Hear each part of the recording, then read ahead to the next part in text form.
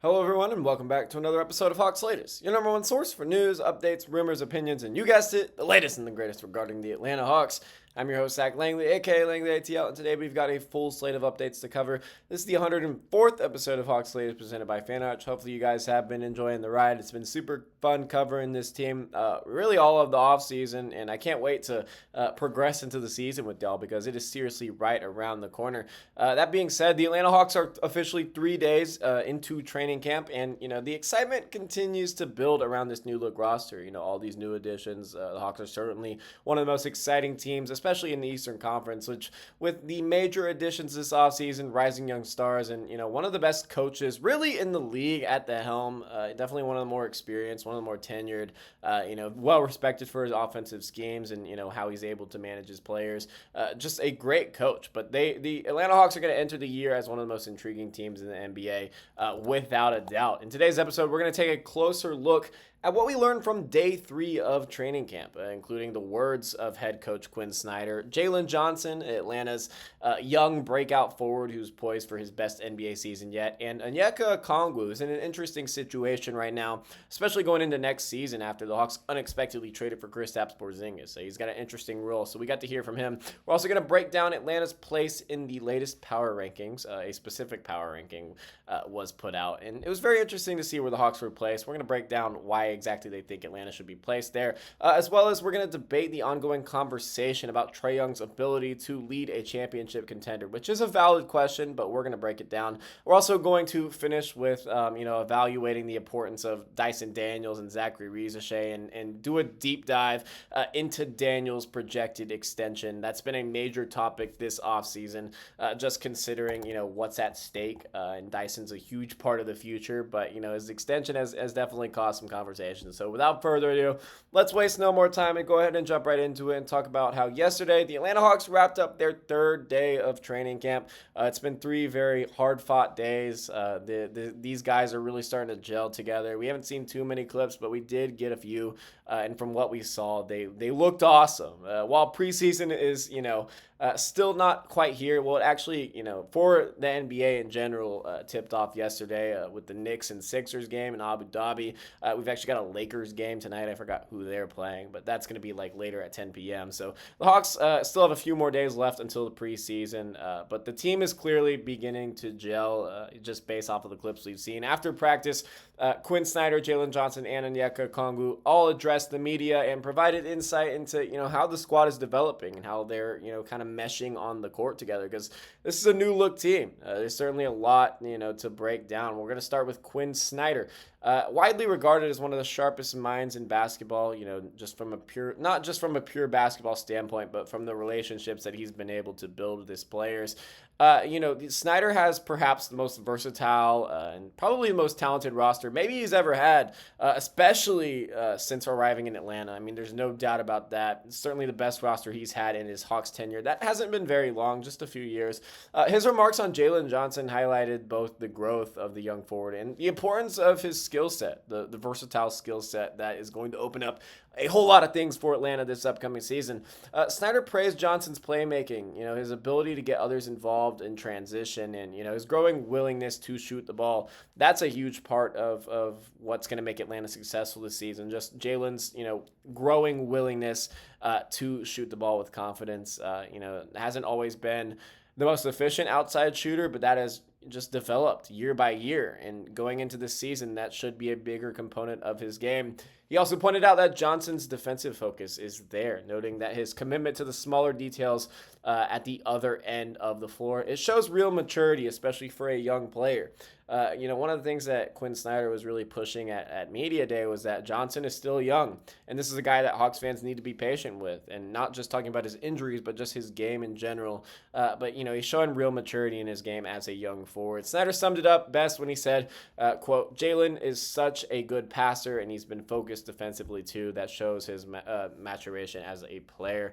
It's an encouraging sign for Hawks fans, no doubt about it. Johnson has been long viewed as a breakout candidate, and while he did kind of have that breakout last season that we've been wanting, the 19 points, 10 rebounds, 5 assists, definite all-star numbers in the Eastern Conference. He only played 36 games last season, so we didn't get to see kind of like a full sample size of it, but we should this upcoming season, if the injury gods are kind to us, which they really haven't been in recent years, really throughout all of the Trae Young era.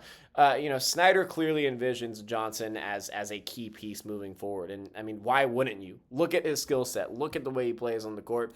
Johnson himself echoed this sentiment when he spoke. And he was one of the guys who spoke to the media. He emphasized that his game feels sharper than ever, thanks to a summer of hard work, where he actually worked out with LeBron James. I know we kind of talked about that on the channel the other day. That was the question I asked him at Media Day.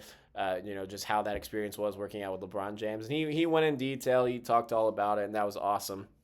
But it really was a summer of hard work for Jalen Johnson, because not only was he working on his game, but he was recovering from that injury that sidelined him for most of the season last year. He mentioned that his shot feels strong and that his leadership role is beginning to grow as he gains more experience. When asked about who stood out in camp so far, Johnson didn't single anyone out. Instead, he praised the group as a whole, pointing out the energy, the intensity and fun atmosphere in camp. He also did say that Zachary Risachet has gotten much bigger, just his frame. Apparently, he said he looks like a completely new guy, which is stuff you love to hear. The growth from a second-year player, just in terms of like their build. It's good to see, especially for a guy like Risachet. Finally, Onyeka Okongwu addressed the media after those two, and the big man spoke about his early experiences playing alongside Kristaps Porzingis, the Hawks' blockbuster summer edition that kind of came out of nowhere. There was actually a clip that the Hawks posted of Onyeka Okongwu kind of standing on the wing, and he located Kristaps Porzingis on a backdoor cut. And so that kind of shows that Snyder is going to be willing to play both bigs on the court at the same time. And those minutes could be deadly. I mean, think about like a 3-4-5 of Jalen Johnson, Kristaps Porzingis and Onyeka Okongwu. I mean, who's going to stop that? That's going to be awesome. And it'll be interesting to see how often they go to it. But it looked encouraging when they were all wearing kind of like the starters' uniforms. Obviously, the starting lineup's not going to consist of both of them. But that could be something that could be deadly in spot minutes. Okongwu noted that the two have already started building chemistry in practice, learning each other's tendencies and really kind of figuring out how to maximize their partnership. He admitted that playing next to a stretch big like Porzingis is a new for him. If you consider all the centers and really power forwards Atlanta's had, since Onyeka's been here, I mean, he has a point.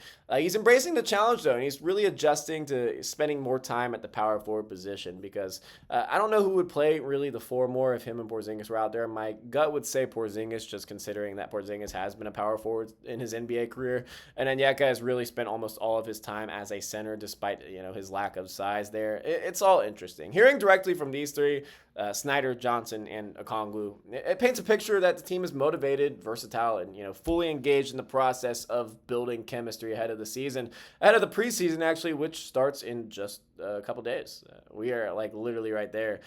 So now let's turn to national conversation because the Hawks are getting a little bit of respect in a certain category. In the latest Bleacher Report Power Rankings, analyst Andy Bailey ranked the Hawks 12th overall in the entire NBA for the power rankings and 4th in the Eastern Conference. 4th is, I think, very good considering, where some media outlets have put us this offseason. This evaluation puts Atlanta right where many believe they should be. Just fully a team on the rise with all the tools to contend, but, a few lingering question marks. Bailey highlighted the Hawks' excellent length, defensive versatility, and, depth around Trae Young. They've done a great job surrounding him with key pieces. He's pointed to players like Dyson Daniels and Jalen Johnson and Zachary Risachet and Onyeka Okongwu. And then when you add in the arrival of Kristaps Porzingis, the NBA champion, all-star big man, and Nickeil Alexander-Walker, the lockdown defensive force who is going to come off the bench and play a vital role for Atlanta this season. And suddenly this roster looks a whole lot deeper and more dynamic than it has in a very, very long time. Certainly the most excited I've ever been for a season, I'm going to be honest. However, Bailey did issue, one cautionary note. health. And, this should come as no surprise to Hawks fans who have followed the team for years, but also the NBA in recent years, and knowing that some of these guys, knowing who specifically is injury prone. And Kristaps Porzingis is one of those players who's famous for not always being healthy. Specifically, though, in just terms of a player that's been on the Hawks for the past several seasons, Jalen Johnson's availability has been super inconsistent in past seasons, especially last year.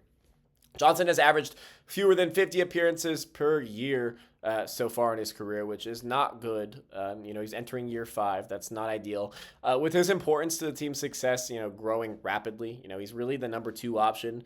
We don't know how the offense is going to look. Maybe Kristaps will be that number 2 option, but, we kind of think the core is going to be, well, the core, we know the core, but the main duo is going to be Trae Young and Jalen Johnson offensively. It's what we think. Now, we won't really know until we see them on the floor together, but nonetheless, Johnson's role is pivotal.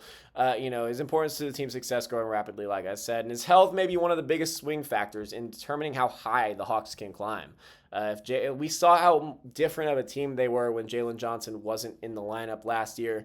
It turned them from I wouldn't say contender, because I don't think they were a contender at any point last season, but it turned them to a sneaky Eastern Conference team that could potentially make some noise in the postseason, to a team that missed the postseason entirely after they lost 2 consecutive play-in games. He's a real difference maker, and that's going to show this upcoming season.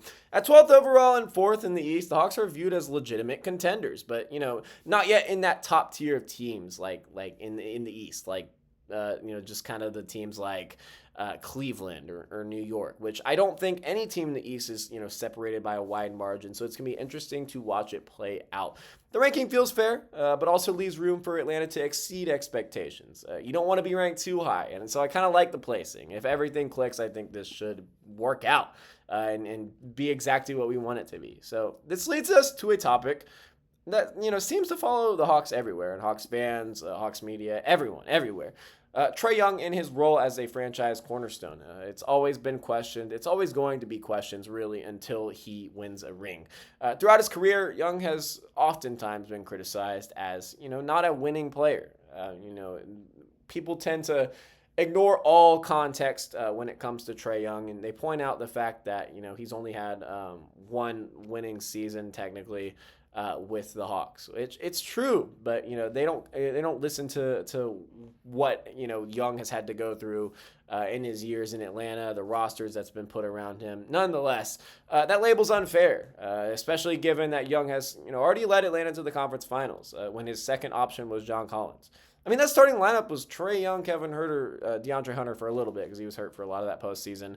John Collins and Clint Capella. Now, I will say Clint Capella was kind of playing like a decoy candidate at that time. Honestly, it should have maybe been considered for Defensive Player of the Year in that 2021 season. This is a team that seriously was way above where they should have been. This is not a team that should be contending for maybe a championship, but Trae Young had him there. He was probably stepping on a ref away from a finals appearance, his first finals appearance, which would be in year 3. It's true that building around him, it requires a bit of a unique team structure. That's never been a secret with Trae Young. Atlanta knew what they were getting into when they drafted him 5th overall because of Young's defensive limitations. And, he's always going to, especially now in his career, he hasn't always, given all that effort on the defensive end. Now he really does give a good bit of effort on the defensive end, and that's only going to get better as his career progresses. But there's obviously going to be some defensive limitations considering the fact that he is one of the smallest players in the league. He's never going to be a positive defender. The Hawks must consistently invest in elite perimeter defenders, and I think they've learned that, especially considering who they brought in the past couple of years. This reality played a major role in the team's past moves, such as the DeJounte Murray trade. While the idea of Murray was that he was going to fit next to Young defensively, he came to Atlanta and wasn't the defender we all expected, and the cost of acquiring him, created other roster issues. There were a lot of problems there that we just didn't imagine were going to happen. NBA trainer David Thorpe, and this is why we are bringing it up, he recently commented on this dynamic and this whole Young situation, pointing out that winning with a Young-led team is possible. Okay, but it requires the right mix of undervalued contributors, which, I love this point. He specifically said that you need players on rookie deals who dramatically outperform their contracts. Now, here's where it gets interesting for Atlanta. They have that. which is a great situation for Trae Young, especially after what an NBA trainer specifically just said. This is where Dyson Daniels and Zachary Ricochet entered the conversation. Daniels, who is now in the final year of his rookie deal, is a Defensive Player of the Year candidate. He was last year's Most Improved Player. Maybe the best guard defender in the entire NBA. Actually, I don't even think it's a maybe. It's the best guard defender in the NBA. He provides elite perimeter defense at the level Atlanta needs, and it's at a bargain price just for this upcoming season. Now, we're going to talk about it in a minute, eligible for extension, yada, yada, yada. But right now, just considering the money he's going to make next season, he is on that, cost-effective deal. Ricochet, who was last season's #1 overall pick, he's already shown so many flashes of being a very reliable two-way starter. Shot over 40% from deep after January last season on good volume. Just a real complimentary piece that, while he's not the superstar that most #1 picks are expected to be, he is someone who is going to contribute to winning basketball. He did last year. He's going to continue every single season of his career. Together, Daniels and Ricochet, at the 2 and the 3, are Atlanta's future. And they very well, might determine how far this Hawks team can go. If both of them kind of struggle, Atlanta's not going to do much. Their ability to outperform their contracts that they are in right now, it gives Atlanta all this flexibility and balance around their star point guard, especially after some of the other roster moves they made. In a weakened Eastern Conference, that could be the difference between a second-round exit and a deep playoff run. So finally, let's talk about the future and, relating it to what we were just kind of talking about, specifically Dyson Daniels' looming extension, which has been a big topic of discussion really over the past few months, most of the offseason. So according to Bleacher Report's Andy Bailey, who we mentioned earlier, Daniels, if he had to put a number on the extension that we would give Daniels this offseason, he said it would be a 4-year, $155 million extension. At first glance, that number may look a little bit shocking, particularly considering that Jalen Johnson just signed signed last summer for a somewhat similar amount. But when you consider Daniels' impact on both ends of the floor, especially on the defensive end, the deal starts to make a little bit of sense. I'll break that down a little bit more. Last season, Daniels became one of the most disruptive defenders in the league. That is not to be said lightly. I mean, he was wreaking havoc. He averaged 3 steals per game, which was already historic on its own. It was the first time anyone ever did that since 1991. He finished second in Defensive Player of the Year voting. He probably should have been Defensive Player of the Year over Evan Mobley. That's a conversation for another day. But he was first team all defense. He got that respect, all while improving his scoring by a whole lot, from like 5 points a game to 14 a game. His efficiency was up. He became a pretty reliable 3-point shooter towards the end of the season. It's all just stuff you love to see out of a young player who's still very much developing. When you compare his production to recent extensions, signed by players like Jabari Smith Jr. and Jalen Suggs, Daniels clearly deserves to be paid at least as much, if not more. He's in that tier of players, to say the least. The biggest question is whether this contract would limit Atlanta's flexibility going forward. Looking at the numbers, even with Daniels, that projected $31 million salary that would, kick in if he did sign that extension, it would kick in next year. The Hawks would still have, room under the first apron right next summer to re-sign Kristaps Porzingis and pursue additional roster moves. Now, I don't know if they would, consider bringing back Porzingis after this 1 year. And I guess it really all depends on how successful the team is. And I think that's a fair thing to say. Ultimately, Daniels' extension may actually prove to be a bargain if, he continues to, really establish himself as one of the best defensive players in basketball. And that he is. For the Hawks, this is the kind of deal that helps secure the foundation of their future. You obviously can't wait too long on a Dyson extension. You don't want to risk losing him in any sense, because that trade, sending DeJounte Murray to New Orleans, bringing in Dyson Daniels and those picks, really kind of saved the franchise. That may sound dramatic, but it's really not. The Hawks were headed towards a dark era with Trae Young, DeJounte Murray. They needed some sort of identity, and they've got that now. So after 3 days of training camp, the Atlanta Hawks are already showing the chemistry, energy, and drive that fans have been hoping for a long time, especially after the hype that this summer got from Jalen Johnson's continued growth to Onyeka Okongwu's adjustment alongside Porzingis and that interesting two big man dynamic to national recognition in the power rankings. This team has both the potential and the expectations now to make some serious noise this offseason. Of course, though, questions remain. Among them, Trae Young's ability to anchor a championship roster. That's a very valid question that could be answered pretty soon. Jalen Johnson's health. That's another thing that could be answered pretty soon. And how much Dyson Daniels and Zachary Ricochet, Atlanta's young 2 and 3, can elevate their play and propel this team to a championship contender. One thing is clear, though. The Hawks are in position to take a major step forward. So that's going to do it for today's episode of Hawks Latest. If you enjoyed today's breakdown, be sure to like, subscribe, and hit that notification bell so you don't miss a single update here on the channel. We're going to be pumping out videos every single day, keeping you guys informed on the latest and the greatest regarding the Atlanta Hawks. But let me know in the comments, what do you think about a potential Dyson Daniels extension? Would that be too much, that 4 years, 155, projected $31 million annually? I think it's maybe a little too much, but I don't hate it. I don't hate it. I want to keep Dyson Daniels no matter the extent. And also just let me know your thoughts on if Trae Young can lead a team to a championship. I want to hear it all down below. So once again, I'm Zach Langley, aka Langley ATL, and I'll see you guys next time.